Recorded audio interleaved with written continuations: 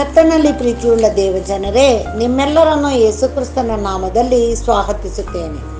ಈ ದಿನದ ವಾಕ್ಯವು ಮಲಾಖಿ 3ನೇ ಅಧ್ಯಾಯ 6ನೇ ವಚನ. ಯೆಹೋವನಾದ ನಾನು ಮಾರ್ಪಟ್ಟಿಲ್ಲ, ಆದದರಿಂದ ಯಾಕೋಬ ಸಂತತಿಯವರೇ, ನೀವು ನಾಶವಾಗಲಿಲ್ಲ. ಕರ್ತನಲ್ಲಿ ಪ್ರಿಯರೇ, ಈ ದಿನದ ವಾಕ್ಯದಲ್ಲಿ ನಮ್ಮ ಕರ್ತನು ಹೀಗನ್ನುತ್ತಾನೆ, ನಾನು ಮಾರ್ಪಟ್ಟಿಲ್ಲ, ಆದರದಿಂದ ನೀವು ನಾಶವಾಗಲಿಲ್ಲ ಎಂಬುದಾಗಿ.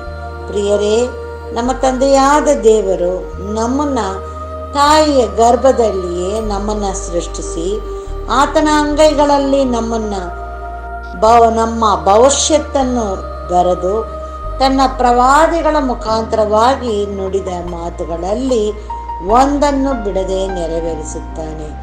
ಆತನು ಎಂದಿಗೂ ಮಾರ್ಪಡುವುದಿಲ್ಲ, ಆದ್ದರಿಂದ ನಾವು ನಾಶವಾಗದೆ ಉಳಿದಿದ್ದೇವೆ.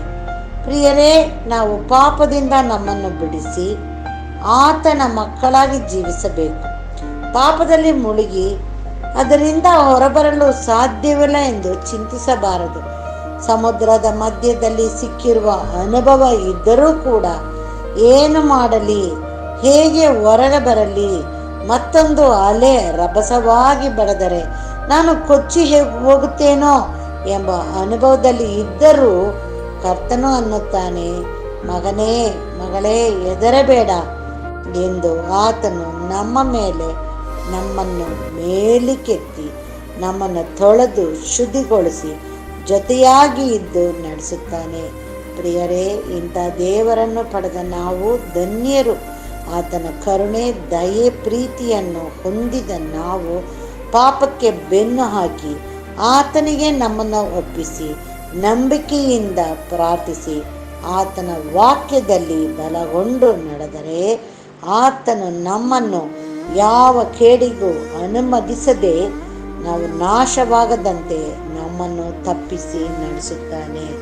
ಪ್ರಾರ್ಥಿಸೋಣ. ನಮ್ಮ ತಂದೆಯಾದ ದೇವರೇ, ಈ ದಿನಕ್ಕಾಗಿ ನಿನಗೆ ಸ್ತೋತ್ರ ಕರ್ತನೆ. ಪ್ರತಿ ದಿನದಲ್ಲೂ ನೀವು ಕೊಟ್ಟಂಥ ಒಂದು ಜೀವನದ ಒಂದು ದಿನವನ್ನು ಹೆಚ್ಚು ಮಾಡಿ ಕೊಟ್ಟಿರುವಂತೆ ನೀನು ಮಾಡಿದ್ದಕ್ಕಾಗಿ ನಿನಗೆ ಸ್ತೋತ್ರವನ್ನು ನಾವು ಸಮರ್ಪಣೆ ಮಾಡುತ್ತೇವೆ ರಾಜ. ಈ ದಿನದ ವಾಕ್ಯದ ಪ್ರಕಾರವಾಗಿ ನೀನು ನಮ್ಮನ್ನು ನಡೆಸು ಸ್ವಾಮಿ. ನಾವು ನಾಶವಾಗದಂತೆ ನೀನು ನಮ್ಮ ಜೊತೆಯಲ್ಲಿ ಇದ್ದು ನಮ್ಮನ್ನು ಕಾಯ್ದು ಕಾಪಾಡಿ ಬರುತ್ತಾ ಇದ್ದಿ, ಅದಕ್ಕಾಗಿ ನಿನಗೆ ಸ್ತೋತ್ರ. ಎಲ್ಲ ಕುಟುಂಬ ವರ್ಗದವರನ್ನು ಪ್ರತಿ ಒಬ್ಬೊಬ್ಬರನ್ನು ನಿನ್ನ ಸನ್ನಿಧಾನದಲ್ಲಿ ನಾವು ಒಪ್ಪಿಸಿ ಬೇಡುವಾಗ ನಮ್ಮ ಪ್ರಾರ್ಥನೆಯನ್ನು ಲಾಲಿಸುತ್ತಾ ನಿನ್ನ ಕೃಪೆಯನ್ನು ಕೊಡು ಸ್ವಾಮಿ. ಅಪ್ಪ, ನಾವು ಓದಿದಂಥ ವಾಕ್ಯದ ಪ್ರಕಾರ ನಡೆದುಕೊಂಡು ಮತ್ತೊಬ್ಬರಿಗೂ ಕೂಡ ಈ ವಾಕ್ಯವನ್ನು ಹೇಳುತ್ತಾ ಅವರನ್ನು ನಿನ್ನ ಒಂದು ಪರಲೋಕ ರಾಜ್ಯಕ್ಕೆ ನಾವು ಸೆಳೆದು ಬರಲಿಕ್ಕಾಗುವಂತೆ ನೀನು ನಮಗೆ ಕೃಪೆಯನ್ನು ಕೊಟ್ಟು ನಡೆಸುತ್ತಂದೆಯೇ. ನೀನೇ ನಮಗೆ ಹಿಂಬಲ ಮುಂಬಲವಾಗಿದ್ದು ನಡೆಸುವುದಕ್ಕಾಗಿ ನಿನಗೆ ಸ್ತೋತ್ರ. ನಿನ್ನ ಕೃಪೆ ಕನಿಕರ ದಯೆ ಪ್ರೀತಿಗಾಗಿ ಸ್ತೋತ್ರ ರಾಜ. ಅಪ್ಪ, ಈ ದಿನದಲ್ಲಿ ನೀನು ನಮ್ಮನ್ನು ನಿನ್ನ ಹಸ್ತದೊಳಗೆ ಇಟ್ಟು ನಮ್ಮನ್ನು ನಿನ್ನ ರೆಕ್ಕೆಯಿಂದ ಮುಚ್ಚಿ ಕಾಪಾಡಿ ಯಾವ ಕೇಡು ಸಂಭವಿಸದಂತೆ ನಮ್ಮನ್ನು ಕಾಯ್ದು ನಡೆಸು ಎಂಬುದಾಗಿ ನಮ್ಮ ರಕ್ಷಕನು ಒಡೆಯನೂ ಆಗಿರುವಂಥ ಯೇಸು ಕ್ರಿಸ್ತನ ಮುಖಾಂತರದಲ್ಲಿ ಬೇಡಿದನ್ನು ಹೊಂದಿದ್ದೇವೆ ತಂದೆಯೇ, ಆಮೇನ್. ದೇವರು ಈ ವಾಕ್ಯವನ್ನು ಮತ್ತು ನಮ್ಮೆಲ್ಲರನ್ನು ಆಶೀರ್ವದಿಸಲಿ. ಆಮೇನ್.